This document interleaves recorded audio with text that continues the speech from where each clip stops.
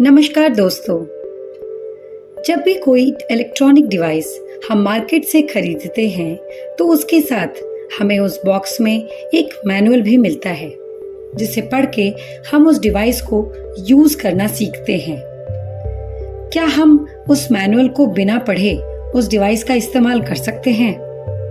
हाँ बिल्कुल, लेकिन ठीक तरह से नहीं, क्योंकि बिना सही तरीके को जाने हम बस अंदाजा ही लगाते हैं। इसी तरह भगवत गीता हमारे जीवन की लाइफ मैनुअल है, जिसे रेगुलर पढ़ने से हम सही ढंग से जीवन जीना सीखते हैं।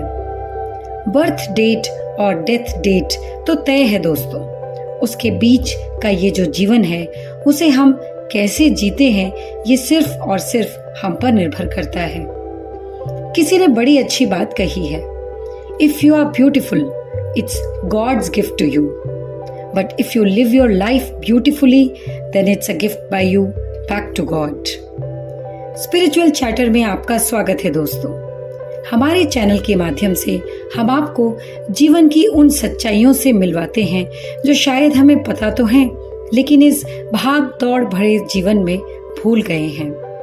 हमारी कोशिश है कि हम उन छुपे या प्रकट रहस्यों को आपसे शेयर करें, जिसे सुनकर आप खुद को ट्रांसफॉर्म करने के लिए मोटिवेट हो।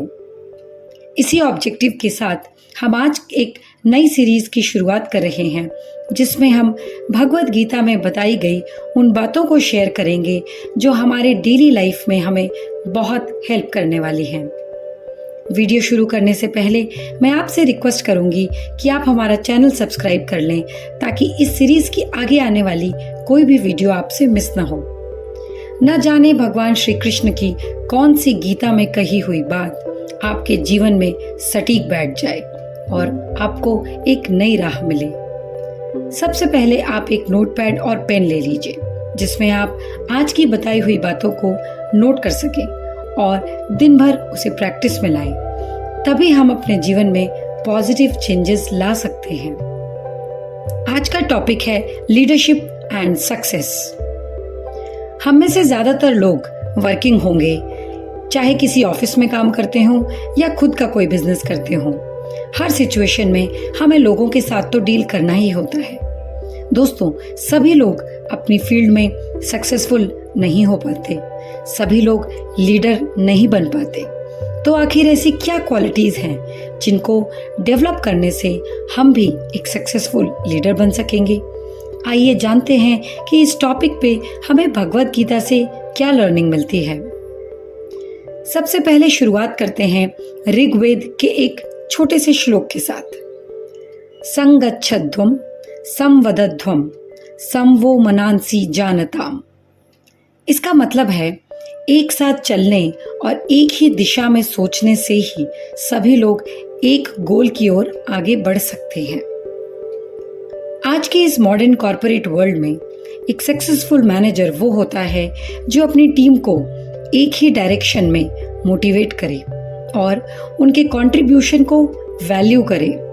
लीडरशिप का असली मतलब है अपनी टीम के साथ एक ऐसा कनेक्शन बनाना जिसमें सब एकजुट होके एक ही गोल के लिए एक दूसरे के साथ जुड़ जाएं। इस मैसेज को समझने के लिए एक छोटी सी कहानी सुनते हैं जो हमें सिखाती है कि टीम वर्क और म्यूचुअल ट्रस्ट से कैसे किसी भी क्राइसिस का सलूशन निकाला जा सकता है। ये कहानी है सुंदरपुर नामक एक छोटे से गांव की। एक समय की बात है जब वहां के लोग भीषण सूखे का सामना कर रहे थे। गांव के सारे कुएं सूखने लगे थे और खेतों की मिट्टी प्यास से दरक रही थी।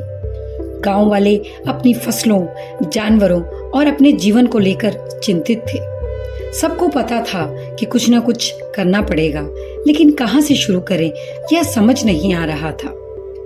एक दिन गांव के बुजुर्ग ने गांव के सभी लोगों को पुराने बरगद के पेड़ के नीचे इकट्ठा होने के लिए बुलवाया।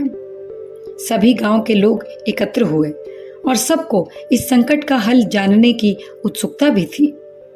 उस बुजुर्ग ने खड़े होकर कहा, मेरे प्यारे साथियों, हमें एक नया कुआं खोदने की जरूरत है जो इतना गहरा हो कि जमीन के नीचे के पानी तक पहुंच सके।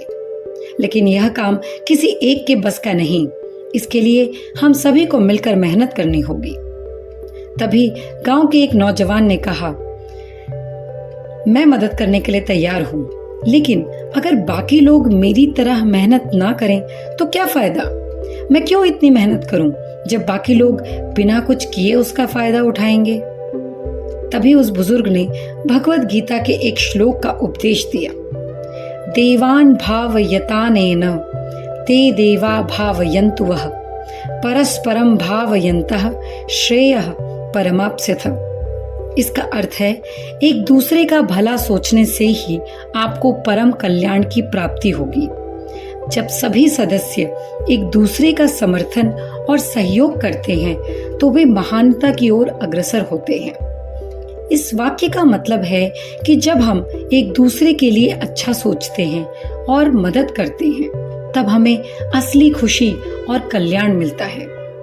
जब सभी लोग मिलकर एक दूसरे का समर्थन करते हैं तो वे सफलता और महानता की ओर बढ़ते हैं। यह बताता है कि एकजुटता और सहयोग से हम सबका विकास होता है। ये सुनकर सभी लोगों का नजरिया बदल गया। उन्होंने समझा कि अगर वो एक साथ मिलकर काम करेंगे तो वो अपने गांव को सूखे से बचा सकते हैं। सब लोगों ने मिलकर अपना अपना योगदान दिया।